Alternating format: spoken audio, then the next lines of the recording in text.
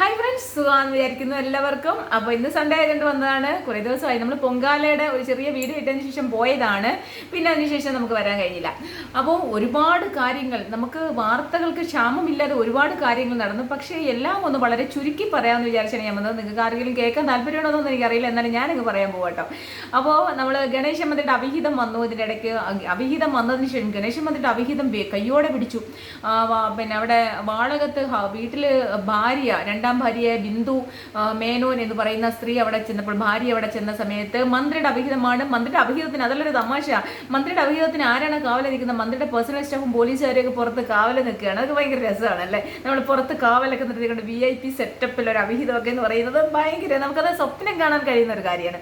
അപ്പോൾ അത് കണ്ടുപിടിച്ച് അതിനുശേഷം 24 മണിക്കൂർ തികയുന്നതിന് മുമ്പേ മന്ത്രിയുടെ ഭാര്യ പറഞ്ഞു, ഇതൊക്കെ ഞങ്ങളുടെ കുടുംബകാര്യങ്ങൾ മാത്രമാണ്, ചേട്ടനും ഞാനുമായിട്ട് അല്ലെങ്കിൽ എൻ്റെ ഭർത്താവും ഞാനായിട്ട് യാതൊരു പ്രശ്നമില്ലെന്ന്. പിന്നെ എന്തിനാണ് ഈ പെണ്ണുമ്പുള്ള വന്ന് നമ്മളടുത്ത് ഈ ചാനലിൽ കൂടിയൊക്കെ ഇത് പറഞ്ഞതെന്ന് മനസ്സിലാവുന്നില്ല. എന്തായാലും ഇതവരുടെ അഴിമതി.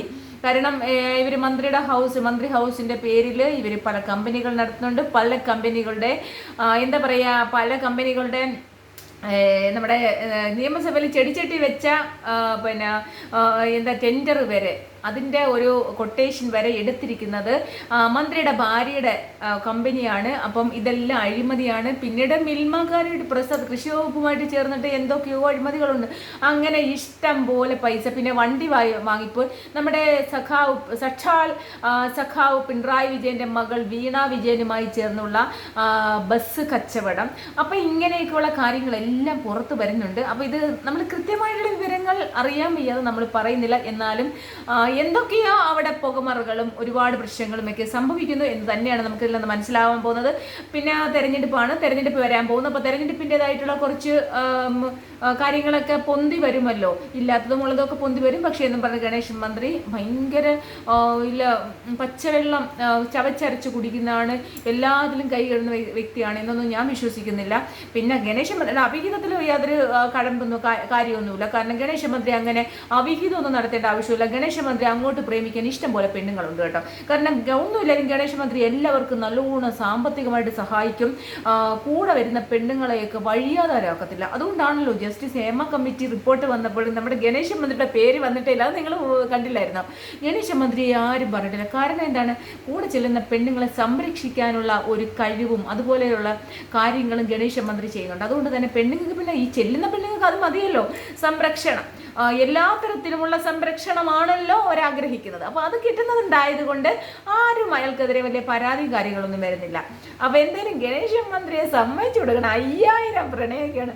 എൻ്റെ പൊന്നോ, അണ്ണൻ എങ്ങനെ സാധിക്കുന്ന അതെ. അപ്പോൾ ഞാൻ കൂടുതലൊന്നും പറയുന്നില്ല കേട്ടോ. അപ്പോൾ പിന്നെ നമ്മുടെ അടുത്ത ആ കാര്യങ്ങൾ നടന്നുകൊണ്ടിരിക്കുകയാണ്. ഇപ്പോൾ കറക്റ്റായിട്ടുള്ള കാര്യങ്ങൾ നടന്നുകൊണ്ടിരിക്കുകയാണ്. ഇപ്പം ഞാൻ ഈ ഒരു വീഡിയോയുടെ അകത്ത് എല്ലാം കൂടി ഒരുമിച്ച് ഒരു ഇതായിട്ടങ്ങ് പറയാമെന്ന് കരുതിയില്ല. നമുക്ക് അടുത്തിരുന്ന് പറഞ്ഞ് ചർച്ച ചെയ്യാൻ വേണ്ടി ആരും ഇല്ലാത്തതുകൊണ്ട് ഒറ്റയ്ക്ക് തന്നെ ഈ ബെഡ്റൂമിൽ നിന്ന് സംസാരിക്കേണ്ട ഒരു അവസ്ഥയാണ്. അതുകൊണ്ട് ഞാൻ നിങ്ങളുമായിട്ട് ചർച്ച ചെയ്യുന്ന രീതിയിൽ അങ്ങ് പറഞ്ഞു പോവാണ് കേട്ടോ. അപ്പോൾ പിന്നീട് നമ്മുടെ കഴുത്തുളുക്ക് മന്ത്രിയുടെ വിവരങ്ങളൊന്നുമില്ല. കഴുത്തുളുക്ക് മന്ത്രിയുടെ വിവരങ്ങൾ എന്ന് പറഞ്ഞാൽ ഹൈക്കോടതിയിലും പിള്ളേർക്ക് കേസിൻ്റെ പിള്ളേർക്ക് ജാമ്യം അനുവദിച്ചിട്ടുണ്ടായിരുന്നു. ആ ജാമ്യം അനുവദിച്ചതിൻ്റെ ഓർഡർ വന്നപ്പോൾ, ബെയിൽ ഗ്രാൻഡ് ചെയ്തുകൊണ്ടുള്ള ഓർഡർ വന്നപ്പോൾ അതിനകത്ത് പ്രത്യേകം എഴുതിയിട്ടുണ്ട് വൂണ്ട് സർട്ടിഫിക്കറ്റ് ഹാജരാക്കിയില്ല. പിന്നീട് മെഡിക്കൽ രേഖകളിൽ നിന്ന് വൂണ്ട് സർട്ടിഫിക്കറ്റിൽ ഈ ഉളുക്ക് മന്ത്രിയുടെ കഴുത്തിലെ ഉളുക്ക് യാതൊരു തരത്തിലുള്ള മാരകായുധങ്ങളും വെച്ച് ആക്രമിച്ചതിൻ്റെ യാതൊരു തരത്തിലുള്ള ലക്ഷണവുമില്ല, അങ്ങനെ ആക്രമിക്കപ്പെട്ടിട്ടില്ല എന്നുള്ള ഡോക്ടർ സർട്ടിഫിക്കറ്റ് ആണ് വന്നിരിക്കുന്നത്. അപ്പോൾ കള്ളം പറഞ്ഞ് മോശമായിട്ടുള്ള എന്നെ അതിക്രമിച്ചു, കൊല്ലടാവളെ എന്നൊക്കെ പറഞ്ഞ് ആക്രോശിച്ചുകൊണ്ട് കഴുത്തുളുക്ക് മന്ത്രി പരാതി കൊടുത്തു. കൊല്ലടാവളെന്ന് പറഞ്ഞ് മാരകായുധങ്ങളുമായി കേസുകാർ ചാടി വീണ് ആക്രമിച്ചു എന്നൊക്കെ പറഞ്ഞാണല്ലോ നമ്മുടെ കഴുത്തുളുക്ക് മന്ത്രി പരാതി കൊടുത്തത്. അപ്പോൾ കഴുത്തുളുക്ക് മന്ത്രിയുടെ പരാതി വ്യാജമായിരുന്നു. അപ്പോൾ പരാതിക്കെതിരെ KSന്റെ പിള്ളേരും പാർട്ടിക്കാരും കോടതിയിലേക്ക് പോകും. നഷ്ടപരിഹാരം ആവശ്യപ്പെട്ടുകൊണ്ട് 17 ദിവസമാണ് അവർ റിമാൻഡിൽ കഴിഞ്ഞ്. ഭയങ്കര മനുഷ്യാവകാശ ലംഘനമാണ്. ഒരു കറുത്ത തുണി വീശി കാണിക്കുമ്പോൾ പിന്നെ നമ്മുടെ മന്ത്രിയുടെ കഴുത്ത് ബ്ലേഡ് എന്നും പറഞ്ഞിട്ട് ഉളുക്കി വീണു. അപ്പോൾ അങ്ങനെ കഴുത്തുളുക്ക് മന്ത്രിയുടെ കഥ എവിടെയാണ്? കഴുത്തുളുക്ക് മന്ത്രിയുടെ ഭർത്താവ് വന്ന് ഇനി പിന്നെ യാതൊരു തരം പാർട്ടിയും വേണ്ട, മത്സരിക്കാൻ സീറ്റ് കൊടുക്കല്ലെന്നൊക്കെ പറഞ്ഞു. എന്തായാലും അതൊക്കെ ഒരുവിധം സോൾവ് ആക്കി. പിന്നെ രാഷ്ട്രീയ ചർച്ചകൾ ഒരുപാട് നടക്കുന്നുണ്ട്. ഇപ്പോൾ തെരഞ്ഞെടുപ്പാണ്, തെരഞ്ഞെടുപ്പ് വിഷയവുമായിട്ട് ബന്ധപ്പെട്ട് ഒരുപാട് കാര്യങ്ങൾ നടക്കുന്നുണ്ട്. അപ്പോൾ രാഷ്ട്രീയ കാര്യങ്ങളുള്ള വീഡിയോ ഞാനിടാം. പക്ഷേ ഞാൻ ഒരു രാഷ്ട്രീയ പാർട്ടിയിലും ചായയുള്ള ആളല്ല. പക്ഷേ ഞാൻ നല്ല കാര്യങ്ങളാണെങ്കിൽ നല്ലത് പറയും, ചീത്ത കാര്യങ്ങൾ പറയുന്ന ഒരാളായതുകൊണ്ട്, പഴയ ഒരു കമ്മ്യൂണിസ്റ്റുകാരൻ്റെ മകളും കൂടി ആയതുകൊണ്ട് തന്നെ ഞാൻ വിമർശിക്കേണ്ടടുത്ത് വിമർശിക്കുക തന്നെ ചെയ്യും. അങ്ങനെ നമ്മൾ ഒരു പാർട്ടിയെ നമ്മൾ അന്ധമായിട്ട് അവരുടെ ഒന്നും ഫാൻസ് അല്ല. നമ്മൾ കോൺഗ്രസിൻ്റെ ആയാലും കമ്മ്യൂണിസ്റ്റിൻ്റെ ആയാലും BJP അന്ധം ഫാൻസ് അല്ല.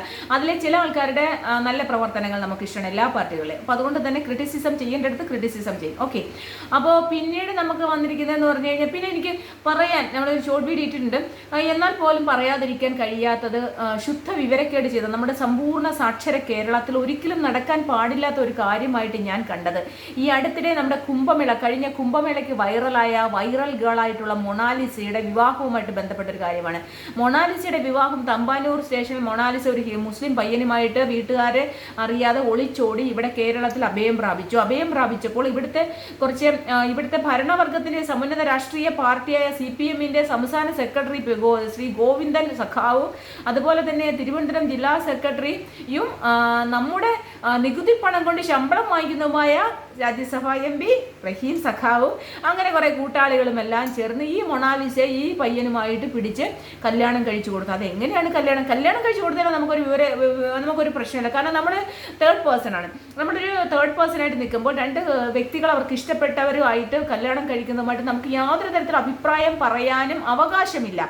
പക്ഷേ ഇവിടെ അഭിപ്രായം പറയേണ്ടുന്ന സാഹചര്യം എന്ന് പറഞ്ഞാൽ, ഒരു അമ്പലനടയിൽ കൊണ്ടുപോയി ചുവന്ന ഹാരം അണിയിച്ചു. അപ്പൊ അമ്പലനടയിൽ കൊണ്ടുപോയതുകൊണ്ടല്ല ഞാൻ ഈ പറഞ്ഞു വരുമ്പോൾ നിങ്ങൾ ശ്രദ്ധിച്ചു കേൾക്കാം. അപ്പോൾ അമ്പലനടയിൽ കൊണ്ടുപോയി ചുവന്ന ഹാരം അണിയിച്ച് അവരെ വിവാഹം നടത്തി. എന്നിട്ട് റീൽസ് ഇട്ടു. ആ റീൽസ് വഴി കുറച്ച് വോട്ട് കിട്ടാം, അല്ലെ വൈറൽ ഗേളുടെ കല്യാണം ഞങ്ങൾ നടത്തി എന്നുള്ള ഒരു ടാഗ് ലൈനൊക്കെ കൊടുത്ത് കുറച്ച് വോട്ട് കിട്ടാം എന്നാണ് നമ്മുടെ കമ്മ്യൂണിസ്റ്റ് സഹാക്കന്മാരായ ചേട്ടന്മാർ അമ്മാവന്മാർ വിചാരിച്ചിരിക്കുന്നെങ്കിൽ, ചേച്ചിമാർ വിചാരിച്ചിരിക്കുന്നെങ്കിൽ തെറ്റി. കാരണം ഒരു ഹിന്ദുവും ഒരു മുസ്ലിമും, അല്ലെങ്കിൽ ഒരു ക്രിസ്ത്യനും ഒരു മുസ്ലിമും, അല്ലെങ്കിൽ ഒരു ക്രിസ്ത്യനും ഹിന്ദുവും, ഇവർ തമ്മിൽ വിവാഹം കഴിക്കണമെങ്കിൽ ഇന്ത്യയിൽ ഒരു നിയമവ്യവസ്ഥയുണ്ട്.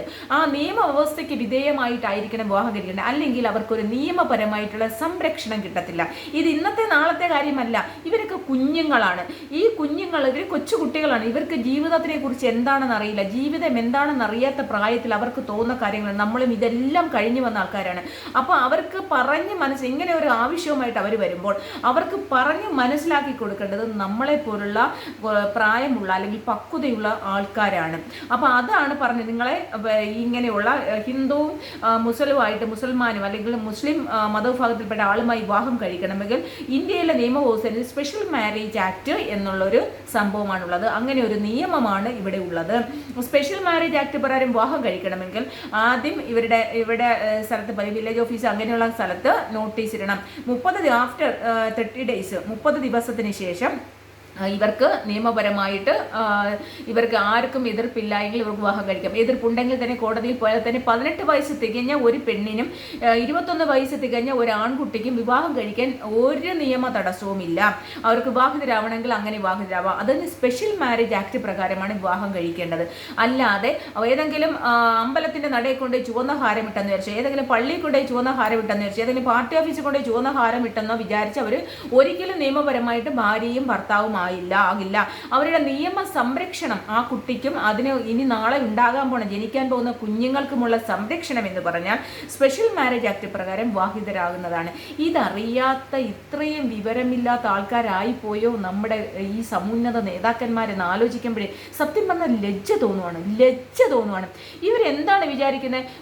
ഇങ്ങനെയുള്ള കുറച്ച് കാര്യങ്ങൾ ചെയ്യുമ്പോൾ ഈ റീൽസ് ഒക്കെ ഇട്ട് കഴിയുമ്പോഴത്തേക്ക് ആൾക്കാർ വോട്ട് ചെയ്യുമെന്ന് വിചാരിച്ചോ? അല്ല, ഞാൻ അറിയാൻ ചോദിക്കുക, ഒരു പെൺകുട്ടിയുടെ ലൈഫല്ലേ അത്? ഇവരുടെ മക്കളായിരുന്നുവെങ്കിൽ, ഇവരുടെ ആരുടെയെങ്കിലും ഈ നടത്തിപ്പുകാരുടെ മക്കളോ സഹോദരിമാരോ ആരെങ്കിലും ആയിരുന്നെങ്കിൽ ഇവരിങ്ങനെ ചെയ്തു കൊടുക്കുവോ? വിവാഹം കഴിച്ചതിന് എനിക്ക് യാതൊരു തെറ്റും പറയാനില്ല. കാരണം അവർക്ക് ഇഷ്ടപ്പെട്ട ഏത് മതത്തിലായാലും, നമ്മളിപ്പോൾ ശിവകുടുംബം എന്നുള്ളൊരു സങ്കല്പമാണല്ലോ ഹിന്ദുക്കൾ പറയുന്നത്. അപ്പോൾ ഈ ശിവകുടുംബത്തിൽ ഒരു ഹിന്ദു എന്നുള്ളൊരു സങ്കല്പത്തിന് ആവശ്യമില്ല. ശിവകുടുംബത്തിൽ ഉണ്ടാവുന്ന എന്താണ്? ഒരു കുടുംബം. ഈ കുടുംബത്തിൽ പലതരത്തിലുള്ള സ്വഭാവക്കാരുണ്ട്.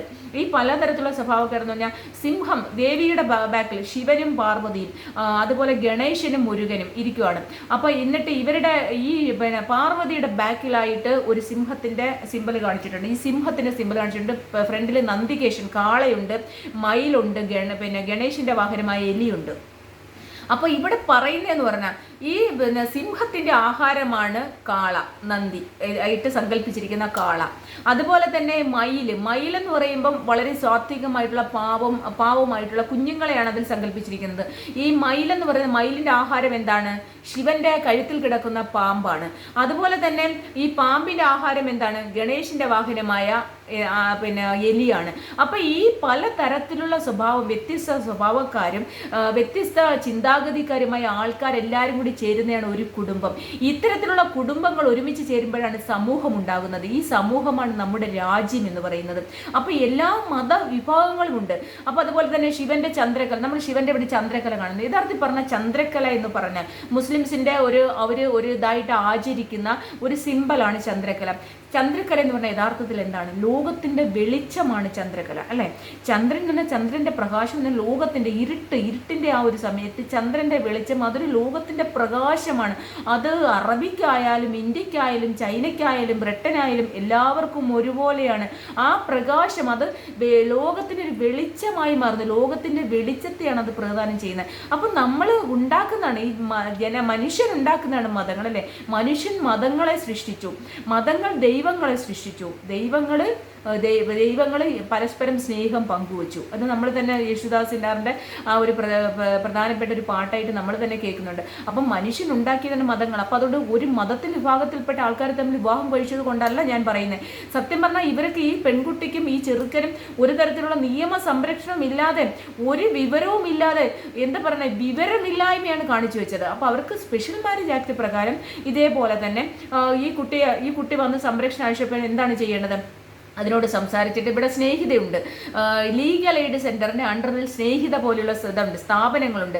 ഇതേപോലെയുള്ള ഏതെങ്കിലും ഒരു സ്ഥാപനത്തിൽ ഈ കുട്ടിക്ക് താൽക്കാലികമായി ഷെൽട്ടർ റെഡിയാക്കി കൊടുത്തിട്ട് ഇതിനോട് സംസാരിക്കാനുള്ള ആൾക്കാരെ വെച്ച് സംസാരിപ്പിച്ചിട്ട് വീണ്ടും ഇവർ മുന്നോട്ട് പോകാനാണ് തയ്യാറെങ്കിൽ ഇവർക്ക് സ്പെഷ്യൽ മാരേജ് ആക്ട് പ്രകാരം ആപ്ലിക്കേഷൻ ഇടുക. 30 ദിവസം കഴിഞ്ഞ് ഇവർക്ക് വിവാഹം കഴിക്കാം, അല്ലെ? അച്ഛനെ അച്ഛൻ വന്നപ്പോൾ അച്ഛനെ അറിയിച്ചു, പെൺകുട്ടിയുടെ അച്ഛൻ മധ്യപ്രദേശുകാരായ അവരെ അറിയിച്ചു. അവരിവിടെ വന്നപ്പോൾ ഈ കുട്ടിക്ക് ഇവനെ വിവാഹം കഴിച്ചേ പറ്റൂ. ശരി, അപ്പോഴും ഗവൺമെന്റ് ചെയ്യേണ്ട കാര്യം അതായിരുന്നു. ഗവൺമെന്റ് ആയാലും പാർട്ടി സമുന്നതരായ നേതാക്കന്മാരായാലും ചെയ്യേണ്ട ഒരു കാര്യം ഇതായിരുന്നു. അതിനെ ലീഗൽ എയ്ഡ് സ്ഥാപനങ്ങളുടെ ഏതെങ്കിലും മണ്ടറിൽ താൽക്കാലികമായി താമസിപ്പിച്ചുകൊണ്ട് അതിന് കാര്യങ്ങൾ മനസ്സിലാക്കി, പയ്യന്റെ വേറബോട്ട്സ് എല്ലാം മനസ്സിലാക്കിക്കൊണ്ട് ചെയ്യണമായിരുന്നു. അതായിരുന്നു റിയൽ സ്റ്റോറി, കേരള സ്റ്റോറി. അല്ലാണ്ട് ഇങ്ങനെ വരുന്ന ആൾക്കാരെ ചുവന്ന ഹാരം അണിയിച്ച് വിവാഹം കഴിപ്പിച്ച് കൊടുത്തിട്ട് ഇതാണ് കേരള റിയൽ സ്റ്റോറി എന്ന് പറയുന്നത് എന്ത് വിവരമില്ലായ്മയാണെന്നേ എനിക്ക് പറയാൻ പറ്റൂ. കാരണം സമ്പൂർണ്ണ സാക്ഷര കേരളമാണ്. നമുക്കറിയാം ഇവിടുത്തെ വിവരം, ഇവിടുത്തെ മന്ത്രിമാരുടെ, ഇവിടുത്തെ രാഷ്ട്രീയക്കാരുടെയും വിവരമൊക്കെ നമുക്കറിയാം. പക്ഷെ പുറലോകം വിചാരിക്കുന്ന കേരളക്കാർ ഭയങ്കര വിവരവും വിദ്യാഭ്യാസമുള്ള ആൾക്കാരാണെന്ന്.